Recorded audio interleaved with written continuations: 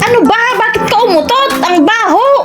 Ay, Anong baho na to, Ra? Pinakain mo ako ng durian.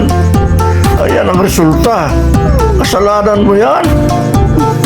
baho, sobra! Hello guys, magandang umaga po sa ating lahat.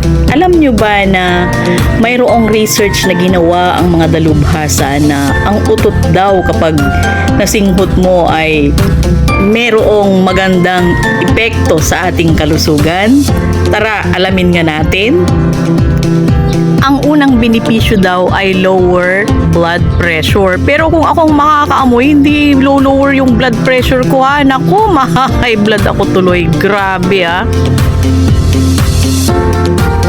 Ang susunod naman ay treat heart attack and stroke. Pero kung ako yung makakaamoy, lalo na kung pagkabaho-baho, ay sus, lalong aatakihin ako ng sakit ng puso guys. Ang susunod naman ay improve kidney health. Ayon sa mga dalubhasa, ang sabi nila pwede daw niyang gamutin ang sakit sa kidney brought by inflammation. Ewan ko. Darako tayo sa susunod, protect your brain.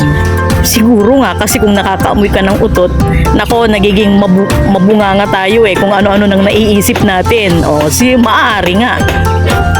Ang susunod naman po ay reduce the effects of aging. Aba, kung medyo ikinokontrol niya pala yung pagtanda natin, di kung ganun pala, singkut-singkutin na yung utot, bahala kayo. Basta ako, ayaw ko pa rin sa amoy niya. Di bali nang magmukhang matanda ako ng mabilis. Basta ayaw ko lang sa amoy ng utot dahil talagang na-high blood ako. Tsaka sasakit yung ulo ko. Aatakihin ako sa sakit ng puso. Kung ano man yung iniisip ninyo o opinion ninyo, okay lang po yun. Opinion nyo po yan Pero para sa akin, kahit ano pang sinasabi nila, ayaw ko po. Salamat po sa panunood.